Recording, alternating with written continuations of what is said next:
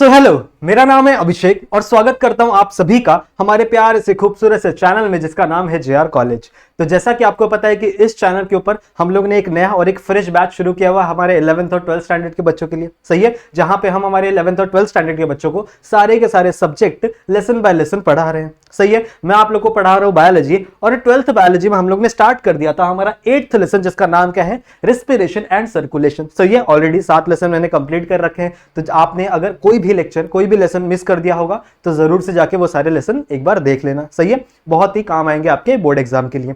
इस लेसन में भी मैंने आप लोग को ऑलरेडी 2 लेक्चर दे दिया है। सो ये लेक्चर नंबर 3 है।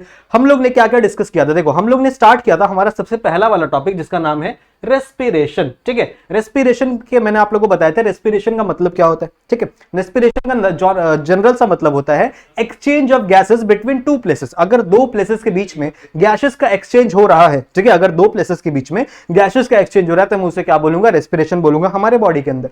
सही है, अब कई सारे प्रकार के रेस्पिरेशन हम लोग को देखने के लिए मिले थे। जैसे मैंने आपको बताया था कि one of the type of the respiration is breathing. ठीक है, ब्रीदिंग एक टाइप है रेस्पिरेशन का जिसमें हम लोग क्या कर रहे हैं, सांस अंदर ले रहे हैं यानी इंस्पिरेशन कर रहे हैं और सांस को बाहर छोड़ रहे हैं यानी एक्सपिरेशन कर रहे हैं। सही है, फिर इसका भी हम लोग ने मैकेनिज्म डिस्कस किया था। सही है, तो ये सारी की सारी चीजें कैसे एक जो बाहर पड़ी हुई ऑक्सीजन है, एटमॉस्फेयर में पड़ी हुई ऑक्सीजन है, वो कैसे हमारे बॉडी के सेल्स तक पहुंच रही है, जनरली यही हम लोग डिस्कस कर रहे हैं हमारे इस रेस्पिरेशन वाले टॉपिक में। सही है, और उसके बाद सेकंड टॉपिक बन जाएगा हमारे इस लेसन का, दैट इज सर्कुलेशन, कि हमारे बॉडी के अंदर सर्कुलेटरी सिस्टम कैसे वर्क करता है, कैसे चीजों को यहां से वहां लेकर जाया जाता है, उसके अंदर कौन कौन से पार्ट होते हैं, वो सारी चीजें हम लोग इसके सेकंड पार्ट में डिस्कस करेंगे। सही है, तो आज हम लोग देखो, आज इस लेक्चर में हम लोग बेसिकली डिस्कस करने वाले हैं एक्सटर्नल रेस्पिरेशन के बारे में। सही है, ब्रीदिंग के बारे में ऑलरेडी हम लोग ने बात की थी लेक्चर नंबर 2 में, तो आज हम लोग बेसिकली डिस्कस करेंगे हमारे एक्सटर्नल रेस्पिरेशन में। सही है, तो चलो लेक्चर को स्टार्ट करते हैं, आ जाओ।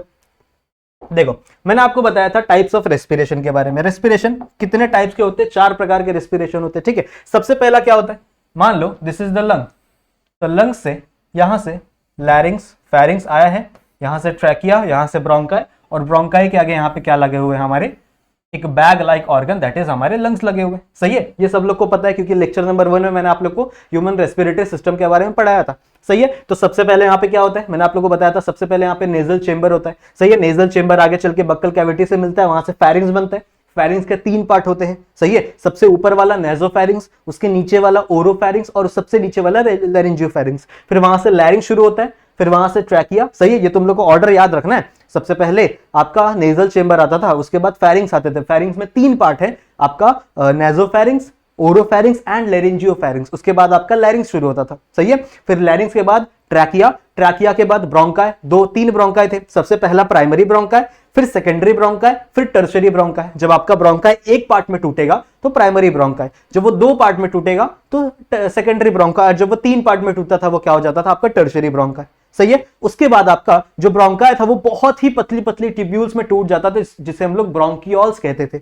सही है, अब ब्रोंकियोल्स थाउजेंड्स ऑफ होते हैं बच्चों, थाउजेंड्स ऑफ ब्रांचिंग होती है, तो सबका नाम तो रखना पॉसिबल नहीं है। सही है, इसीलिए हम लोग क्या बोलते थे, जो सबसे पहली ब्रोंकियोल बनी उसे हम लोग बोलते थे इनिशियल ब्रोंकियोल। सही है, और जो सबसे लास्ट ब्रोंकियोल बनती थी उसे हम लोग बोलते थे टर्मिनल ब्रोंकियोल। क्लियर है? सही है, तो ब्रोंकाई से आगे चल के ब्रोंकियोल बनी, सबसे पहली इनिशियल, सबसे लास्ट वाली दैट इज टर्मिनल। अब जैसे ही टर्मिनल ब्रोंकाई यहां पे बनी है बच्चों, टर्मिनल ब्रोंकाई के लास्ट में यहां पे एक ऐसा छोटा सा बैग लाइक ऑर्गन यहां पे अटैच है जिसे हम लोग क्या बोल रहे हैं, एल्वियोलस। ठीक है, सिंगुलर में एल्वियोलस और प्लूरल में इसे हम लोग क्या कहेंगे, एल्वियोलाई।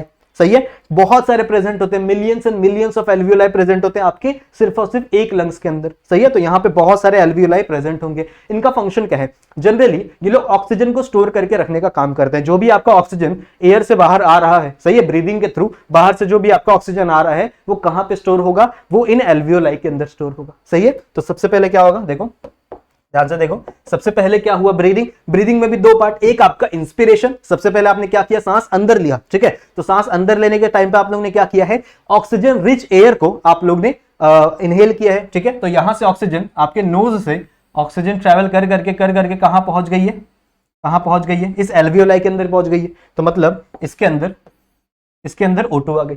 सही है। और इसके पहले जब ऑक्सीजन आई थी तो वहां से आगे चल के बहुत सारा रिएक्शन हुआ था और वहां से वेस्ट एक गैस निकलती है जिसको हम लोग बोलते हैं कार्बन डाइऑक्साइड। अब कार्बन डाइऑक्साइड हमारे बॉडी में रह नहीं सकती, सही है। अगर कार्बन डाइऑक्साइड का लेवल आपकी बॉडी में ज्यादा हो जाएगा ना तो वो टॉक्सिन जैसा वर्क करने लगता है कार्बन डाइऑक्साइड हमारे बॉडी में, सही है। उससे हमारी मौत भी हो सकती है, इसीलिए कार्बन डाइऑक्साइड को हमारे बॉडी से निकालना बहुत ज्यादा जरूरी हो जाता है, सही है। तो लास्ट वाला जो रेस्पिरेशन हुआ था उससे जो कार्बन डाइऑक्साइड बनी थी वो भी इस एल्वियोलाई के अंदर आ चुकी है। This is the carbon dioxide, सही है। अब जैसे ही हम लोग सांस छोड़ रहे हैं, एक्सपीरेशन कर रहे हैं, तो ये जो कार्बन डाइऑक्साइड है ये उस एक्सपीरेशन के साथ साथ यहां से बाहर निकल जा रही है। समझ में आ रही बात, ठीक है। तो ब्रीदिंग में आपके दो स्टेप हो गए, एक इंस्पिरेशन एक एक्सपीरेशन, सही है। ये आपका टोटल ब्रीदिंग है and this is the one type of respiration, ये एक टाइप है आपके रेस्पिरेशन का। क्लियर है। इसका मैकेनिज्म मैंने आप लोगों को समझाया था। क्या होता था इसके अंदर, देखो कि यहाँ पे आपका थोरैसिक चेंबर के यहाँ पे बहुत सारे रिब्स लगे हुए हैं जिसको हम लोग रिब केज बोलते थे ना। आगे एक बोन है जिसे हम लोग स्टर्नम बोल रहे हैं, पीछे एक बोन है जिसे हम लोग वर्टिब्रल कॉलम बोल रहे हैं, सही है। तो आपके वेंट्रल साइड में स्टर्नम, डॉर्सल साइड में क्या है, वेंट्रल कॉलम, ठीक है। और साइड साइड में क्या है, वेंट्रल साइड में क्या है, दैट इज रिब्स लगे हुए, बहुत सारे ऐसे रिब्स लगे हुए, सही है। उससे आपका पूरा का पूरा एक रिब केज बन रहा है, सही है। और ये आपका रिब केज कहां सिचुएटेड है, आपके थोरैसिक कैविटी में सिचुएटेड है, सही है। अब हम लोग क्या करते थे, देखो हम लोग सबसे पहले कॉन्ट्रैक्शन करते थे दो मसल्स का। एक आपके इंटरकोस्टल मसल, इंटरकोस्टल मसल कहां है, आपके दोनों रिब्स के बीच में लगे थे। मान लो ये दो रिब है, ठीक है। तो इन दोनों रिब्स के बीच में एक इंटरकोस्टल मसल आगे साइड लगी है, एक इंटरकोस्टल मसल पीछे साइड लगी है, सही है। तो बाहर वाले इंटरकोस्टल मसल को हम लोग क्या बोलेंगे, एक्सटर्नल इंटरकोस्टल, और पीछे साइड वाले इंटरकोस्टल को हम लोग क्या बोलेंगे, इंटरनल इंटरकोस्टल, सही है। तो कॉन्ट्रैक्ट कौन होगा, कॉन्ट्रैक्ट होगा बच्चा आपका एक्सटर्नल इंटरकोस्टल, जो आपका बाहर साइड लगा है, जो आपके रिब्स पे बाहर साइड जो इंटरकोस्टल मसल लगी है वो कॉन्ट्रैक्ट होते थे। साथ ही साथ आपकी डायफ्राम कॉन्ट्रैक्ट होती थी। तो जैसे ये दोनों मसल कॉन्ट्रैक्ट होती थी तो आपके रिब केज का साइज ऐसे इंक्रीज हो जाता था, आपका रिब केज ऐसे इंक्रीज हो जाएगा, ऊपर के साइड चला जाता था, जिसकी वजह से आपका डायफ्राम नीचे और आपका जो थोरैसिक चेंबर है वो बढ़ जाता था, उसका वॉल्यूम बढ़ जाता था, सही है। अब वॉल्यूम बढ़ा, किसी भी चीज का वॉल्यूम बढ़ता है तो वहां पे प्रेशर कम हो जाता है। मैंने आपको पढ़ाया था बॉयल्स लॉ, ठीक है। आप लोग ने फिजिक्स में या फिर केमिस्ट्री में बॉयल्स लॉ पढ़ा होगा ना। तो बॉयल्स लॉ का मतलब क्या है, उन्होंने क्या बताया था कि कहीं पे भी अगर आप वॉल्यूम बढ़ाओगे तो ऑटोमेटिकली वहां पे प्रेशर क्या हो जाएगा, कम हो जाएगा, सही बात है। तो मैंने भी मेरे थोरैसिक चेंबर का जब वॉल्यूम बढ़ाया, मैंने अपने थोरैसिक चेंबर का जब वॉल्यूम इंक्रीज किया तो उसके अंदर जो गैसेस थी, गैसेस तो उतनी रहेंगी ना, तो प्रेशर क्या हो गया, वहां पे कम हो गया। अब अंदर का प्रेशर ज्यादा हो गया और अंदर का प्रेशर कम हो गया और एटमॉस्फेयर का प्रेशर ज्यादा हो गया, तो बाहर की जो हवा है वो अंदर की तरफ भागने लगेगी, समझ रहे हो, ठीक है। तो इस तरीके से हमारा इंस्पिरेशन होता है, समझ में ही बात, ठीक है। अब एक्सपिरेशन कैसे होगा भैया, देखो एक्सपिरेशन होता है रिलैक्सेशन से। आपने जो मसल कॉन्ट्रैक्ट की थी उन मसल्स को क्या कर दो, रिलैक्स कर दो। तो जैसे ही आप दोनों मसल्स को रिलैक्स करोगे, ठीक है, एक आपकी एक्सटर्नल इंटरकोस्टल और एक आपकी डायफ्राम, तो जैसे ही आप डायफ्राम को ये करोगे, रिलैक्स करोगे, वो नीचे की साइड चली जाएगी, सही है, ऐसे नीचे की साइड चली जाएगी वो, समझ में आ रही बात, ठीक है। और आपके थोरैसिक चेंबर का जो वॉल्यूम है वो क्या हो जाएगा, रिड्यूस हो जाएगा। तो जैसे ही वॉल्यूम रिड्यूस होगा, क्या बढ़ जाएगा, प्रेशर बढ़ जाएगा, सही है। तो अंदर प्रेशर ज्यादा, बाहर प्रेशर कम, तो ऑटोमेटिकली जो भी चीजें हैं वो अंदर से बाहर की तरफ भागने लगेगी, समझ में आ रही बात, ठीक है। तो इस तरीके से आपका ब्रीदिंग होता है, ये आपका ब्रीदिंग का मैकेनिज्म था, ये आपका एक पार्ट है आपके रेस्पिरेशन का। अब नेक्स्ट क्या होगा, देखो नेक्स्ट यहां से एक कैपिलरी आई है, मान लो एक ब्लड वेसल यहां से आ गई। ऐसे बहुत सारी ब्लड वेसल आती है, बट अभी आपको एग्जांपल दे रहा हूं। मान लो एक ब्लड वेसल यहां पे आई है, इस ब्लड वेसल में पहले इसके पास बच्चों डीऑक्सीजनेटेड ब्लड था, ठीक है। पहले इसके पास जो ब्लड था वो ब्लड कौन सा था, डीऑक्सी ब्लड, डीऑक्सी ब्लड। इसका मतलब क्या है, डीऑक्सी ब्लड का मतलब यह है कि इसके पास ऑक्सीजन की कॉन्सेंट्रेशन इतनी ज्यादा नहीं है, सही है, और कार्बन डाइऑक्साइड की कॉन्सेंट्रेशन ज्यादा है, सही है। तो इसके पास कार्बन डाइऑक्साइड की कॉन्सेंट्रेशन ज्यादा है पर ऑक्सीजन की कॉन्सेंट्रेशन इतनी ज्यादा नहीं है। ऐसे ब्लड को हम लोग क्या बोलेंगे, this blood is a deoxy blood या फिर डीऑक्सीजनेटेड ब्लड। पूरा बोलो आप लोग, मैंने आधा लिख दिया हुआ है बट आपने पूरा लिखना, दैट इज डीऑक्सीजनेटेड ब्लड, सही है। अब जैसे ही ये ब्लड कहां पहुंचा, इन लंग्स के पास पहुंचा ऑक्सीजनेट होने के लिए, क्या होगा, देखो अब हम लोग ने पढ़ा है, ठीक है, कोई भी चीज है हाइयर कॉन्सेंट्रेशन से लोअर कॉन्सेंट्रेशन की तरफ जाती है, सही है, हम लोग ने पढ़ा था ना, इसे हम लोग क्या बोलते हैं, डिफ्यूजन, सही है। तो डिफ्यूजन में क्या होता है, कोई भी चीज हाइयर कॉन्सेंट्रेशन से लोअर कॉन्सेंट्रेशन की तरफ जाएगी। अब देखो ध्यान से सुनो, कि हम लोग कोई भी पार्टिकल होता था, कोई भी सॉल्यूट होता था, सॉल्वेंट होता था, उसमें हम लोग कॉन्सेंट्रेशन वर्ड का यूज करते थे। बट जब भी हम लोग गैस मॉलिक्यूल की बात करेंगे बच्चों, ठीक है, जब भी हम लोग गैस मॉलिक्यूल की बात करेंगे तो गैस मॉलिक्यूल में हम लोग कॉन्सेंट्रेशन वर्ड का यूज नहीं करेंगे, हम लोग यूज करेंगे बच्चों प्रेशर का। ठीक है, हम लोग कौन से चीज का यूज करेंगे, कौन से वर्ड का यूज करेंगे, दैट इज प्रेशर का। तो इसका मतलब हम लोग यहां पे कंसंट्रेशन की बात नहीं कर रहे हैं, मतलब concentration is nothing but a pressure. सही है, अगर कोई भी चीज का कंसंट्रेशन बढ़ रहा है, सॉल्यूट बढ़ रहा है, समझ लो गैस का कंसंट्रेशन बढ़ा दो, बहुत सारी गैस मॉलिक्यूल आ गए, तो इनडायरेक्टली प्रेशर भी तो बढ़ जाएगा। सही बात है, ठीक है। तो गैसेस मॉलिक्यूल क्या है, इनडायरेक्टली हम लोग उनकी प्रेशर की बात करेंगे। सही है, अब देखो यहां पे किसका प्रेशर ज्यादा है, कार्बन डाइऑक्साइड का प्रेशर ज्यादा है और ऑक्सीजन का प्रेशर कम है, because it is a deoxygenated blood. सही है, अब देखो एक चेंबर में मान लो, एक चीज और समझ लो, एक चीज और समझ लो, मान लो एक पूरा चेंबर है, this is a one chamber. अब इस चेंबर के अंदर बहुत सारी गैसेस हैं, ठीक है, बहुत सारी गैसेस हैं। मान लो इसके अंदर नाइट्रोजन है, मान लो इसके अंदर ऑक्सीजन है, सही है, मान लो इसके अंदर CO2 है, ऐसी बहुत सारी गैसेस लगी हुई हैं।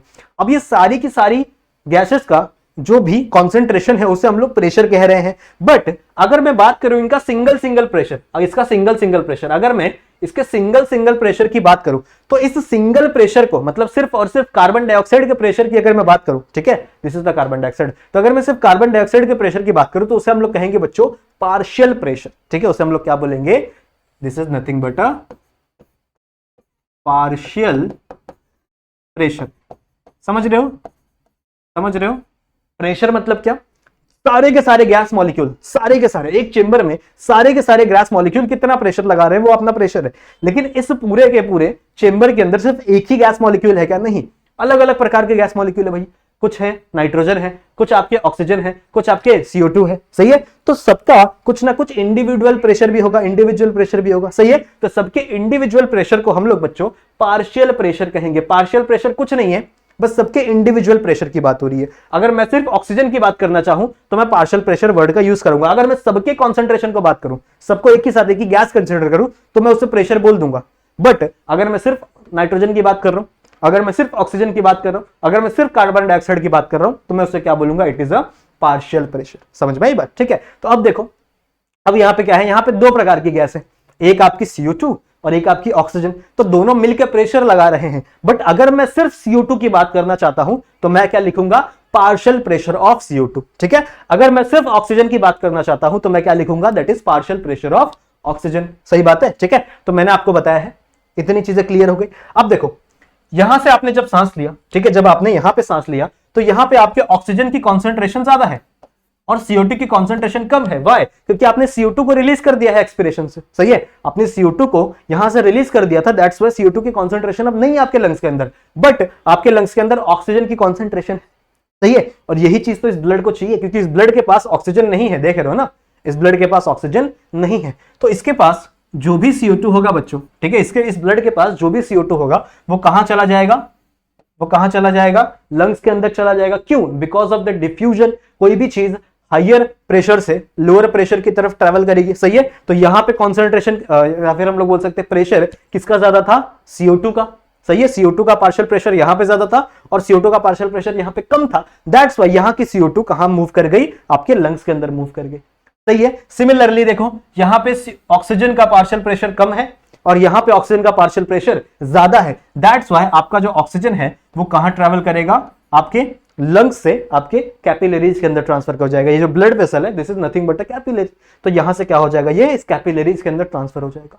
क्लियर है, तो यहां पे भी आपको एक एक्सचेंज ऑफ गैसेस देखने के लिए मिली ना, देखने के लिए मिली ना, आपका ऑक्सीजन ब्लड वेसल के अंदर आया और आपका कार्बन डाइऑक्साइड कहां चला गया, लंग्स के अंदर चला गया।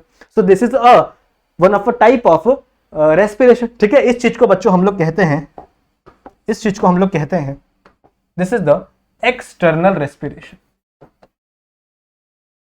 This is the external respiration. Clear है, समझ में आ गया, एक्सटर्नल रेस्पिरेशन समझ में आ गई बात। अब देखो मान लो यहां पे एक हार्ट है, मैं यहां पे एक हार्ट बना रहा हूं, अब हार्ट का कुछ ऐसा ही स्ट्रक्चर बना रहा हूं, चलो कोई बात नहीं।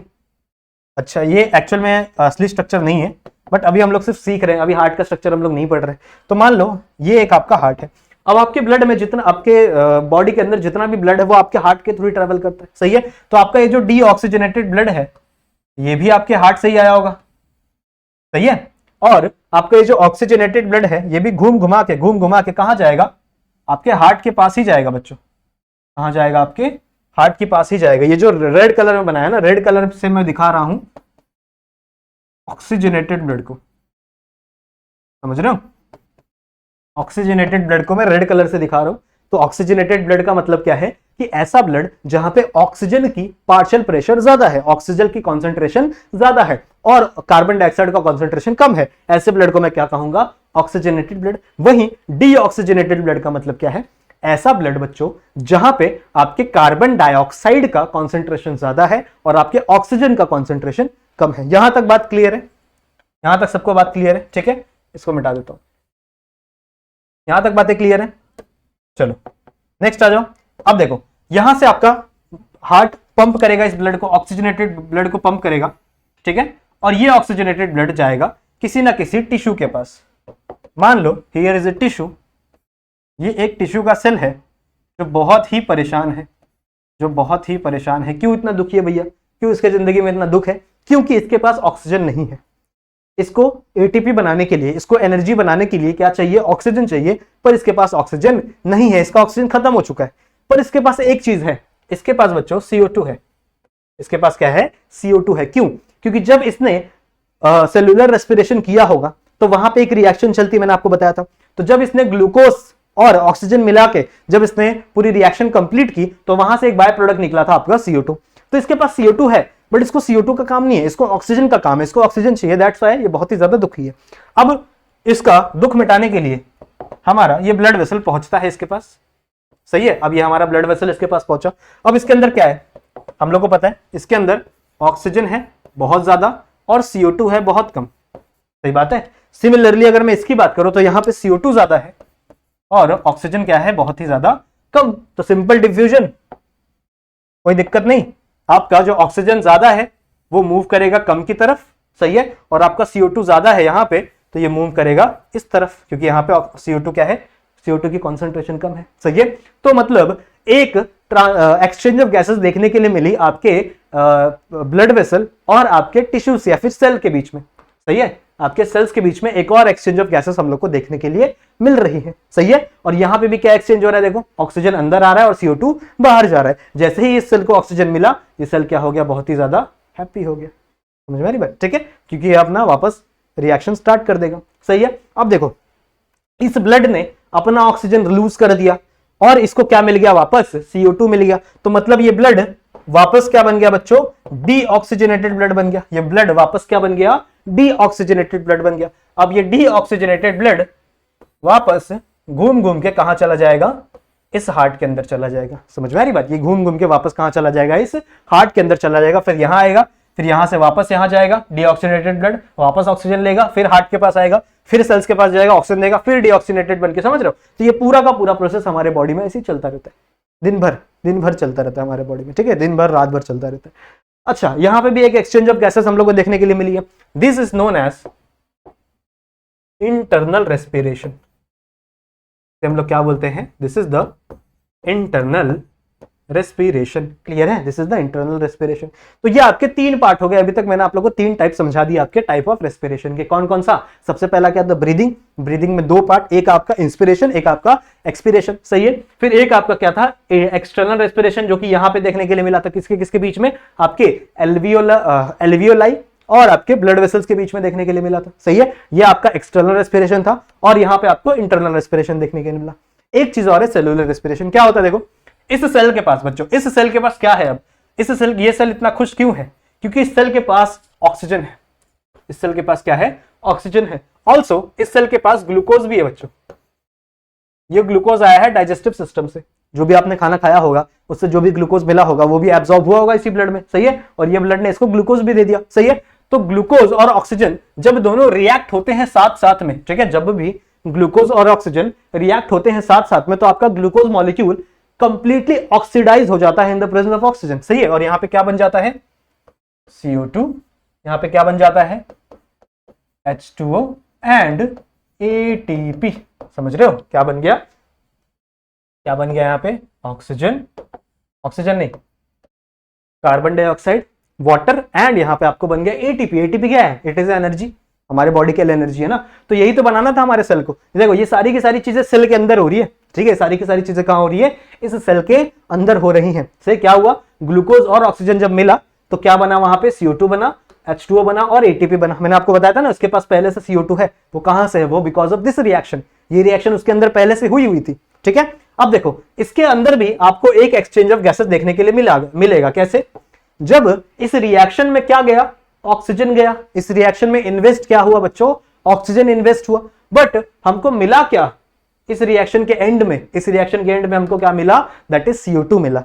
यानी कि यहां पे भी एक एक्सचेंज ऑफ गैसेस हम लोग को देखने के लिए मिल रही है, जहां पे आपने रिएक्शन में डाला तो ऑक्सीजन, पर आपको मिला क्या, कार्बन डाइऑक्साइड, ठीक है। So this is also a type of respiration, यहां पे भी आपको एक एक्सचेंज ऑफ गैसेस देखने के लिए मिली है, ठीक है। This type of respiration is known as cellular respiration. क्यों सेलुलर रेस्पिरेशन, क्योंकि ये सेल के अंदर होती है। कहां पे होती है, ये सेल के अंदर होती है, that's why this respiration is known as cellular respiration. Clear है, तो आई होप आप लोगों को ये डायग्राम क्लियर हो गया होगा। इसका एक बार स्क्रीनशॉट ले लो सारे बच्चे, ले लिया, चलो आगे बढ़ते।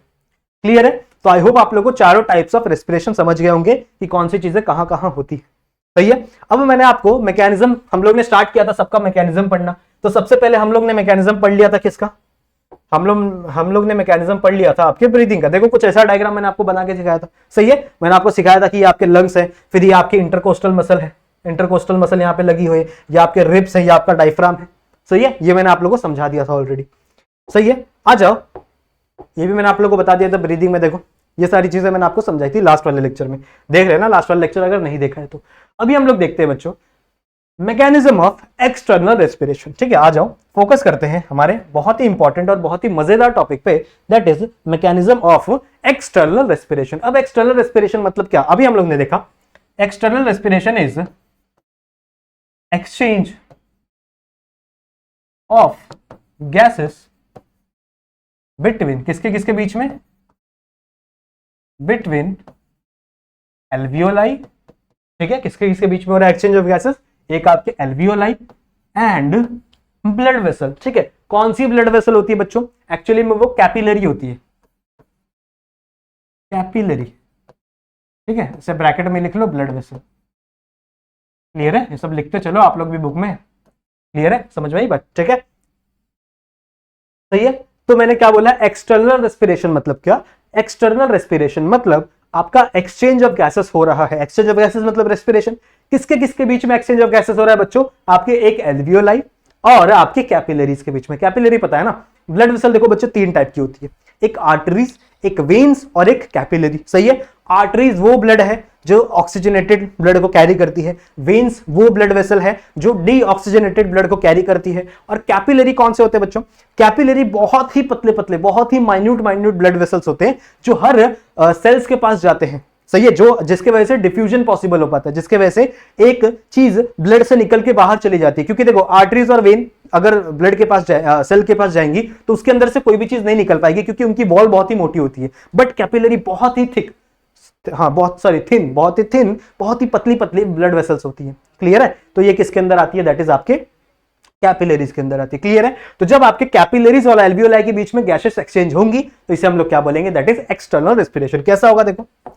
कैसा होगा देखो, यहां पे मान लो this is your capillary, sorry this is your alveoli, ये आपका एक एल्वियोलाई है, सही है। और इस एल्वियोलाई के यहां पे आ चुका है आपका एक ब्लड वेसल, यहां पे आपका एक ब्लड वेसल आया है, this blood vessel is nothing but a capillary, सही है।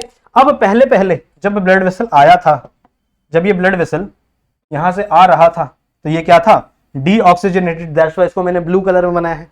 This blood vessel is, it is deoxygenated blood, ठीक है, डीऑक्सीजनेटेड ब्लड।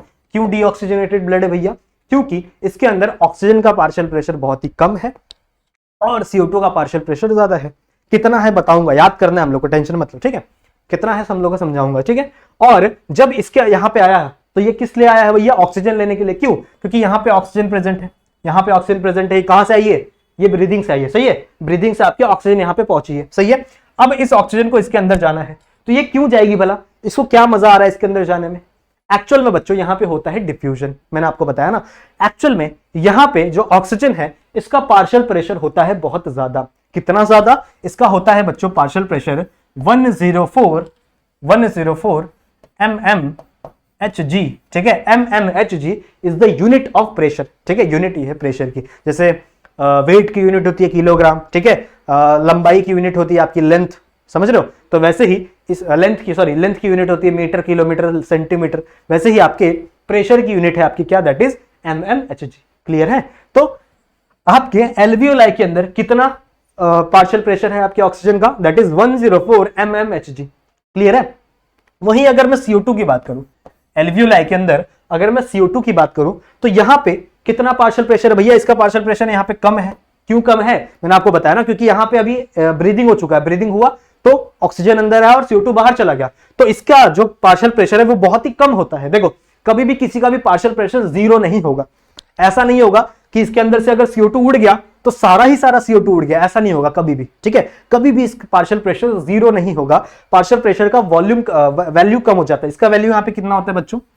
40 mmHg। ठीक है, कितना होता है? 40 mmHg। एक्चुअल में जितना भी कम वाला वैल्यू है, ठीक है, जितना भी कम वाला वैल्यू है उसका 40 mmHg ही वैल्यू है। मैं आप लोगों को टेबल बना के दिखाता हूं। एक टेबल बनाओ अपनी बुक में, एक टेबल बनाओ। सबसे पहले अपन लिखेंगे एल्वियोलाई। ठीक है, सबसे पहले अपन देखेंगे एल्वियोलाई। एल्वियोलाई के अंदर कितना पार्शियल प्रेशर होता है। फिर अपन देखेंगे डीऑक्सीजनेटेड ब्लड की बात करेंगे, सही है। फिर अपन बात करेंगे ऑक्सीजनेटेड ब्लड। टेबल बनाओ फटाफट। ऑक्सीजनेटेड ब्लड की बात करेंगे और लास्ट हम लोग बात करेंगे बच्चों टिश्यू की। ठीक है, टिश्यू कौन सा? टिश्यू जो आपका सेल था। ठीक है, कैसा सेल है बच्चों? ये डीऑक्सीजनेटेड सेल है। ठीक है, क्योंकि इसको ऑक्सीजन चाहिए ना, तो यहां पे लिख दो टिश्यू, या फिर इसको थोड़ा सा मिटा के डीऑक्सी टिश्यू। क्लियर है? समझ में आ रही बात? ठीक है, इन चारों के अंदर हम लोग बात करेंगे बच्चों कि इसके अंदर CO2 की कॉन्सेंट्रेशन कितनी है। इन चारों के अंदर हम लोग बात करेंगे कि CO2 की कॉन्सेंट्रेशन कितनी है और ऑक्सीजन की कॉन्सेंट्रेशन कितनी है। ठीक है, एक चार्ट बनाओ जिससे आपको हर चीज याद हो जाएगी। हर चीज आपको याद हो जाएगी। एक चार्ट, छोटा सा चार्ट। ठीक है, किसकी किसकी बात करनी है हम लोग को? ऑक्सीजन की और CO2 की। सही है, ये चार्ट आप लोग बनाएंगे सारे बच्चे ऐसे। ठीक है,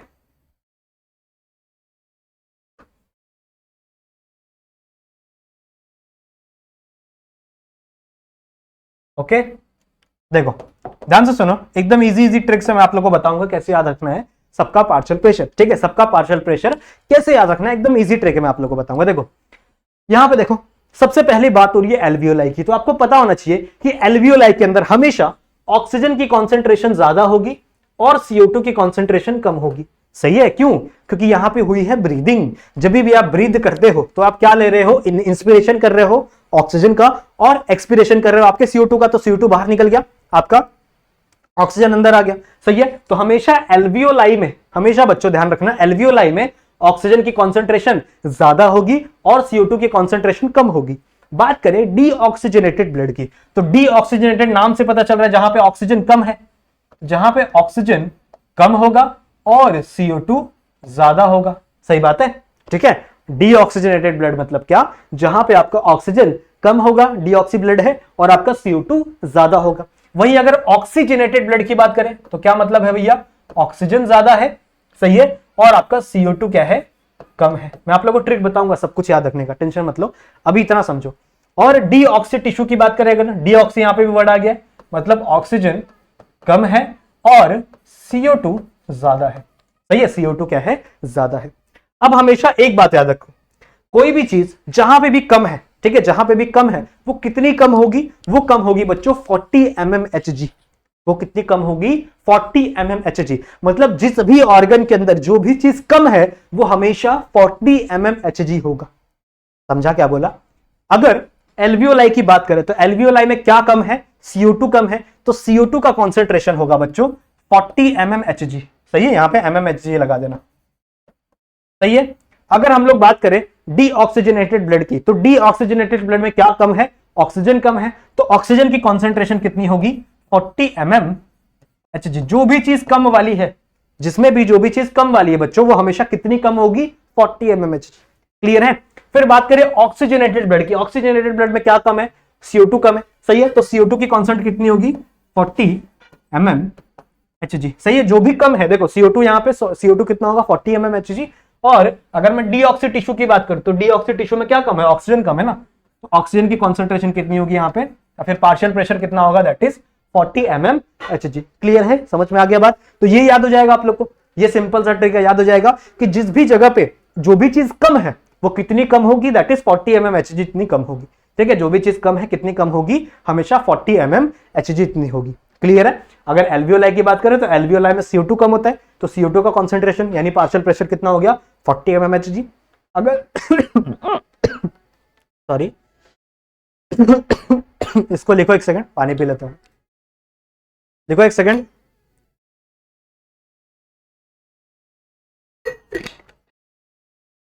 लिखा। ओके, तो हम लोग क्या डिस्कस कर रहे हैं कि जहां पे भी जिसका भी पार्शियल प्रेशर कम होगा, कितना कम होगा, वो 40 mm Hg। डीऑक्सीजनेटेड ब्लड में ऑक्सीजन कम है, तो उसका पार्शियल प्रेशर कितना है 40 mm Hg ऑक्सीजन का, देख रहे हो, ऐसे आपका एक चार्ट बन गया। क्लियर है। फिर अगर हम लोग बात करें बच्चों CO2 की, पहले हम लोग बात करते हैं CO2 की। CO2 अगर ज्यादा होगा, जिस भी केस में CO2 ज्यादा है, वो कितना ज्यादा हो सकता है, वो ज्यादा से ज्यादा 45 तक होगा, उससे ज्यादा CO2 नहीं होता।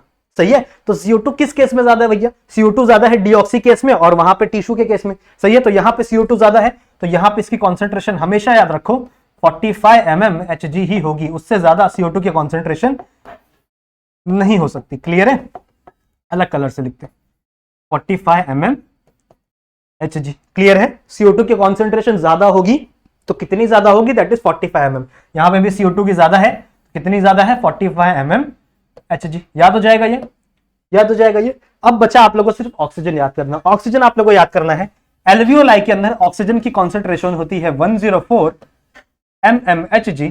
एल्वियोलाई के अंदर ज्यादा होता है ऑक्सीजन, सही है, तो कितना ज्यादा होगा 104। और ऑक्सीजनेटेड ब्लड के अंदर ऑक्सीजन ज्यादा होता है, कितना होता है यहाँ पे 95 mm Hg। ये आप लोग को दो याद करना पड़ेगा। आई होप आप लोग को ये चीजें याद हो जाएंगी। सो ये टेबल आप लोग को याद करना है। मैंने आप लोग को ट्रिक बता दिया है कि कोई भी चीज कम है तो कितनी कम है 40 mm Hg, जहां पे भी चीज कम है वो 40 डाल दो। सही है। अगर CO2 की बात करें तो CO2 ज्यादा से ज्यादा कितना होगा 45 होगा। तो कहां पे ज्यादा है, डीऑक्सी ब्लड में CO2 ज्यादा है तो यहाँ पे 45 लिख दो, डीऑक्सी टिश्यू में CO2 ज्यादा है तो यहाँ पे 45 लिख दो।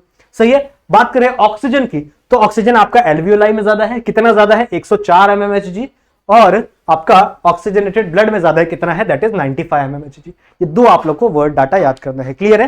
तो अगर ये आपको याद हो जाएगा तो आपके लिए सारी चीजें एकदम सिंपल हो जाएंगी। क्लियर है, क्लियर है। चलो आ जाओ बात करते हैं, यहां पे आ जाओ। ठीक है, यहां पे हम लोग बात कर रहे हैं, ये है आपका एल्वियोलाई। ठीक है, ये है आपका alveoli and this is your deoxygenated blood. ठीक है, इसको थोड़ा सा ऊपर बनाते हैं या फिर इसको एक न्यू पेज पे बनाते हैं। आ जाओ आ जाओ, मान लो दिस इज द एल्वियोलाई,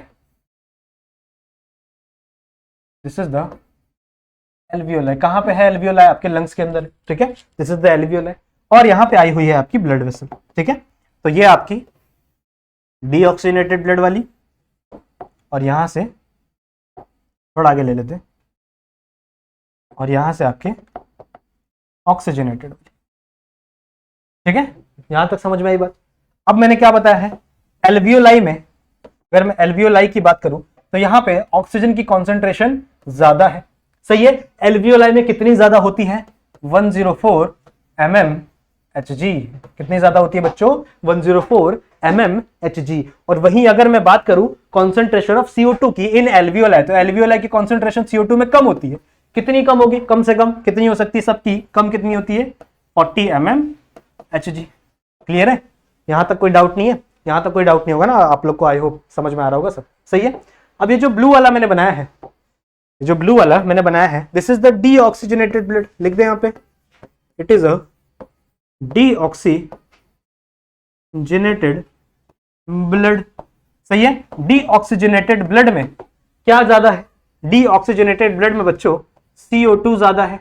कितना ज्यादा है मैंने आपको बताया है, CO2 कितना ज्यादा हो सकता है हमेशा 45 mm Hg। उससे ज्यादा CO2 नहीं होगा, और यहाँ पे ऑक्सीजन कम है, तो ये ऑक्सीजन क्या है, कम है। कितना कम है, मैंने आपको बताया ना, कोई भी चीज कम होगी तो कितनी कम होगी, 40 mmHg। सही है। अब मैं बार बार ये mmHg नहीं लिखने वाला है, ये बहुत बड़ा हो जाता है, तो ये तुम लोग इमेजिन कर लो, ये mmHg यहाँ पे लिखा हुआ है, it is the unit of partial pressure या फिर प्रेशर की यूनिट। तो मैंने आप लोग को बताया कि यहाँ पे डीऑक्सीजनेटेड ब्लड में कार्बन डाइऑक्साइड की 45 mmHg है और ऑक्सीजन की कितनी है, 40। सही है। वही अगर मैं एल्वियोलाई की बात करूं तो इस एल्वियोलाई में क्या क्या चीजें हैं, इस एल्वियोलाई में आपकी ऑक्सीजन की कॉन्सेंट्रेशन ज्यादा है, कितनी ज्यादा है, 104, और इस कार्बन डाइऑक्साइड की कॉन्सेंट्रेशन कम है, कितनी कम है, दैट इज 40। अब आप लोग को एक चीज देखने के लिए मिलेगी, अब आप लोग यहां से देखोगे कि ऑक्सीजन कहां पे ज्यादा है, यहां पे ज्यादा है, यहां पे कितना है, 104, यहां पे कितना है, 40।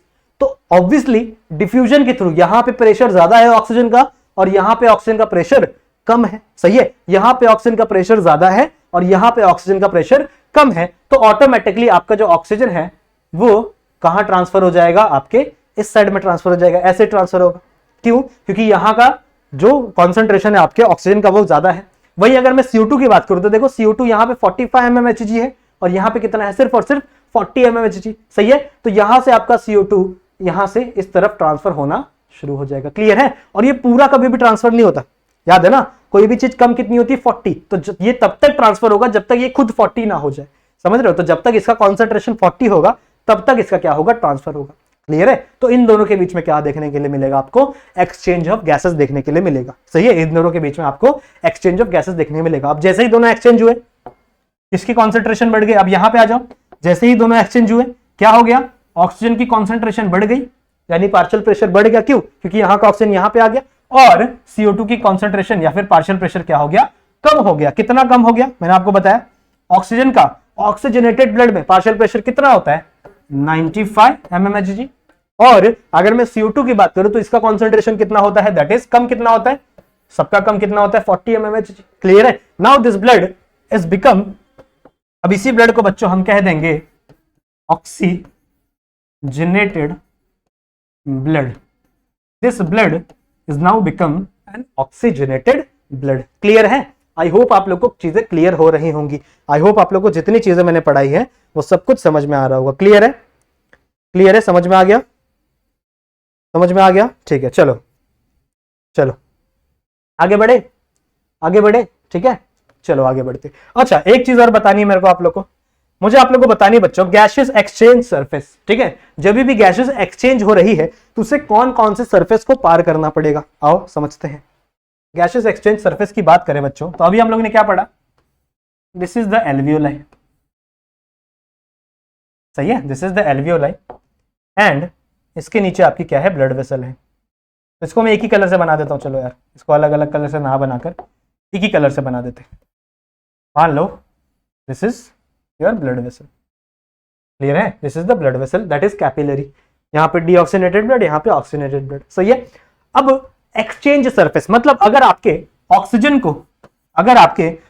को एल्वियोलाई से इस ब्लड वेसल में जाना है तो उसे कौन कौन सी चीजें पार करनी पड़ेंगी। सिमिलरली यहाँ पे जो CO2 प्रेजेंट है, अगर इसे जाना है आपके एल्वियोलाई में तो उसे कौन कौन से सरफेस को पार करना पड़ेगा, उसे कौन कौन से सरफेस को बच्चों पार करना पड़ेगा। तो ध्यान से सुनो, ध्यान से सुनो। हमारे बॉडी में जितने भी, ध्यान सुनेंगे सारे बच्चे, हमारे बॉडी में जितने भी छोटे छोटे जगह हैं, जहां जितने भी कवरिंग्स हैं, वो सारे के सारे बने हैं बच्चों स्क्वामस एपिथेलियल सेल से। ठीक है, आप लोग ने आई गेस टिश्यू पढ़ा होगा, 9th में भी टिश्यू था और शायद 11th में भी टिश्यू था। ठीक है, टिश्यू का चैप्टर था, तो वहां पे आपने एपिथेलियल टिश्यू पढ़ा होगा। और एपिथेलियल टिश्यू में भी एक टाइप होता है बच्चों स्क्वामस एपिथेलियल टिश्यू का, जो जनरली इसकी कवरिंग बनती है। क्लियर है। तो आपके एल्वियोलाई, ठीक है, आपका जो एल्वियोलाई है यहाँ पे ये हमेशा लाइंड होती है बच्चों स्क्वामस एपिथेलियल से। इससे लाइंड होती है स्क्वामस एपिथेलियल से, समझ रहे हो। यहाँ पे एक स्क्वामस एपिथेलियल ऐसे लाइंड करेगा इसको, और सिर्फ एक सेल की लाइनिंग है, एक सेल की लाइनिंग है, समझ रहे हो, सिर्फ एक सेल की लाइनिंग है क्या है यहाँ पे, दैट इज आपके स्क्वामस एपिथेलियल सेल की। क्लियर है। लिख दें, this lining is the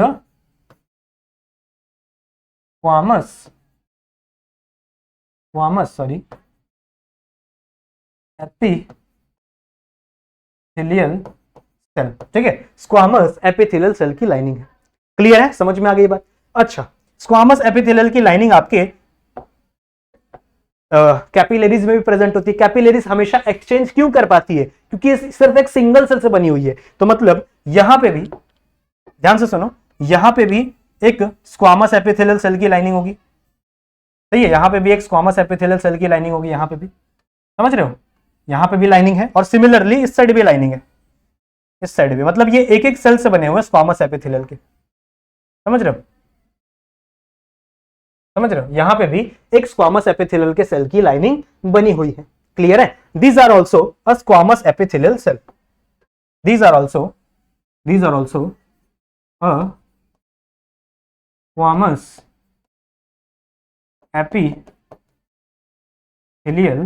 cell। ठीक है, समझ में आई बात? समझ में आई बात? अभी तक हम लोग ने क्या पढ़ा है बच्चों? अभी तक हम लोगों ने यह देखा है कि आपके कैपिलरीज में भी एक स्क्वामस एपिथेलियल सेल की लाइनिंग प्रेजेंट है। सिमिलरली आपके, sorry this is the capillary, sorry, आपके कैपिलरीज में भी एक स्क्वामस एपिथेलियल की लाइनिंग प्रेजेंट है, एंड आपके एल्वियोलाई में भी एक स्क्वामस एपिथेलियल की लाइनिंग प्रेजेंट है, सिंगल लाइनिंग। ठीक है, this is known as squamous epithelial cell या फिर स्क्वामस एपिथेलियल की एक लेयर, सही है, और ये भी आपके स्क्वामस एपिथेलियल की एक लेयर है, सही है। बट आपके जो स्क्वामस एपिथेलियल की लेयर है ना बच्चों, इसे हम लोग एक स्पेशल नाम देते हैं, इसे हम लोग कहते हैं दिस इज द एंडोथीलियम, इसका एक स्पेशल नाम है, इसे हम लोग कहते हैं दिस इज एंडोथीलियम। ठीक है, इस लेयर को बच्चों, इस लेयर को हम लोग क्या कहते हैं? This layer is the endothelium. Clear है? क्लियर है? समझ में आ रहा है? समझ में आ रहा है? So this is the endothelium of capillary. Clear है? अब देखो एक और चीज आप लोगों को पता होनी चाहिए, जब भी एंडोथीलियम प्रेजेंट होगी, ध्यान से सुनो, जब भी आपकी एंडोथीलियम प्रेजेंट होगी, या फिर हम लोग कह सकते हैं स्क्वामस एपिथेलियल सेल प्रेजेंट होगा, हमेशा बच्चों उसके नीचे एक मेम्ब्रेन प्रेजेंट होती है जो कि नॉन सेलुलर थिंग से बनी हुई रहती है। ठीक है, जो कि सेल से बनी हुई नहीं रहती है। यहां पे हमेशा इसके नीचे यहां पे एक ऐसी लेयर प्रेजेंट होगी, एक ऐसी लेयर प्रेजेंट होगी जो किससे बनी है? नॉन सेलुलर बनी है, नॉन सेलुलर है। ठीक है, तो इसकी एक मेम्ब्रेन यहां पे है, और सिमिलरली इसकी एक मेम्ब्रेन यहां पे, समझ रहे हो, इसकी एक मेम्ब्रेन यहां पे है, समझ रहे हो। तो इन सेल्स की मेम्ब्रेन यहां पे है और इन सेल्स की मेम्ब्रेन यहां पे है, सही है। इन मेम्ब्रेन्स को बच्चों हम लोग कहते हैं बेसमेंट मेम्ब्रेन। क्या कहते हैं इन्हें हम लोग? We call this membrane as a basement membrane. और ये बेसमेंट मेम्ब्रेन बच्चों नॉन सेलुलर है, सेल से नहीं बनी है। These are the non cellular, cell से नहीं बनी हुई है बच्चों। ठीक है, किससे बनी होगी नहीं जानना हम लोग को, प्रोटीन से बनी है, लिपिड से बनी है, छोटे छोटे मॉलिक्यूल्स उससे बनी हुई है। ठीक है, तो बच्चों एक इसका बेसमेंट मेम्ब्रेन अलग है, ध्यान से देखो, इसका बेसमेंट मेम्ब्रेन अलग है, इसका और इसका बेसमेंट मेम्ब्रेन अलग है, बट हम लोग इसे कंबाइनली एक ही बेसमेंट मेम्ब्रेन मान लेते हैं। मतलब इसका मेम्ब्रेन और इसका मेम्ब्रेन हम लोग इसे एक ही बेसमेंट मेम्ब्रेन कंसिडर कर लेते हैं। It is a single basement membrane, समझ रहे हो। वैसे तो हालांकि दोनों की अलग अलग है, मैं यहाँ पे ड्रॉ करके दिखा रहा हूं, हालांकि दोनों की बेसमेंट मेम्ब्रेन अलग अलग है, पर हम इनको सिंगल बेसमेंट मेम्ब्रेन मान लेते हैं। क्लियर है? क्लियर है? तो इनके बीच में आपकी ये बेसमेंट मेम्ब्रेन प्रेजेंट है। आई होप आप लोग को समझ में आ रहा होगा। समझा? समझा? So this is the blue colour वाला क्या है? बेसमेंट मेम्ब्रेन है। क्लियर है? समझ में आई बात? ठीक है, तो यहां से हम लोग को क्या समझ में आया?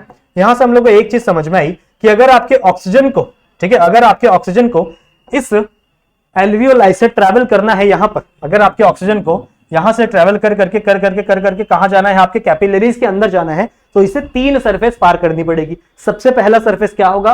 आपके स्क्वामस एपिथेलियल लेयर पार करनी होगी, जो कि एल्वियोलाई के अंदर ही प्रेजेंट है। फिर उन्हें ये बेसमेंट मेम्ब्रेन पार करनी होगी, एंड फिर उन्हें क्या पार करना होगा? ये एंडोथीलियम पार करना होगा। समझ में आ रही बात? ठीक है, इन्हें क्या पार करना होगा? इन्हें इस एंडोथीलियम को पार करना होगा। तो इन्हीं तीनों को मिलाकर हम लोग बच्चों कहते हैं एक्सचेंज सरफेस। ठीक है, इन्हीं तीनों को मिलाकर we call it as a exchange surface. Clear है? समझ में आई बात? तो एक्सचेंज सरफेस में 3 चीजें मिली, यहां पे अच्छे से लिख लेते हैं। अगर हम लोग बात करें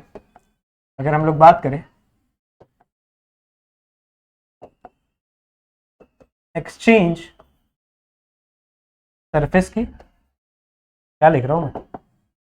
एक्सचेंज सरफेस की। तो एक्सचेंज सरफेस में 3 चीजें बच्चों। सबसे पहला क्या है?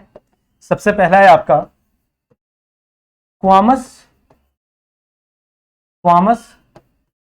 Epithelial layer of alveoli. किसकी लेयर है ये? एल्वियोलाई की। एल्वियोलाई, क्लियर है? ठीक है। दूसरी मेम्ब्रेन कौन सी है? दूसरी मेम्ब्रेन है आपकी बेसमेंट मेम्ब्रेन। दूसरी membrane is the basement membrane, जो कि कहां कहां प्रेजेंट है? आपके दोनों की दोनों एपिथेलियल लेयर के बीच में प्रेजेंट है। और लास्ट है क्या आपकी? That is endothelium. एंडोथीलियम, समझ में आई बात? ठीक है। तो इन्हीं तीनों को मिलाकर हम क्या कह देते हैं? This is the exchange surface. मतलब अगर आपके ऑक्सीजन को आपके एल्वियोलाई से ब्लड के अंदर आना है, कैपिलरीज के अंदर आना है, तो उनको ये तीन सरफेस को पार करना पड़ेगा। ठीक है, उनको ये इन तीन सरफेस को पार करना पड़ेगा, तभी आपकी ऑक्सीजन कहां पे आ पाएगी? आपके ब्लड वेसल्स के अंदर आ पाएगी, आपके कैपिलरीज के अंदर आ पाएगी। सिमिलरली अगर आपके CO2 को इस ब्लड वेसल से कहां जाना है? इस एल्वियोलाई के अंदर जाना है, तो उसे भी इन तीन लेयर्स को क्या करना पड़ेगा? पार करना पड़ेगा। क्लियर है? ठीक है। सो आई होप आप लोग को एक्सटर्नल रेस्पिरेशन का मैकेनिज्म अच्छे समझ में आ गया होगा। ठीक है।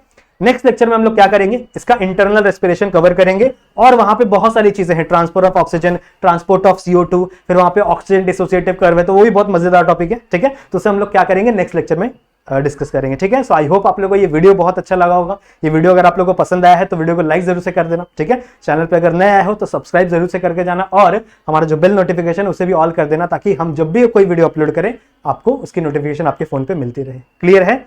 सही है। तो कोई भी डाउट होगा मेरे इंस्टाग्राम पे आ जाना, वहां पे मैं आप लोगों का डाउट क्लियर करता रहता हूँ। कोई भी फीडबैक होगा तो वो भी आप वहां पे दे सकते हो। क्लियर है? तो मिलते हैं नेक्स्ट वीडियो में, तब तक के लिए कीप स्टडी।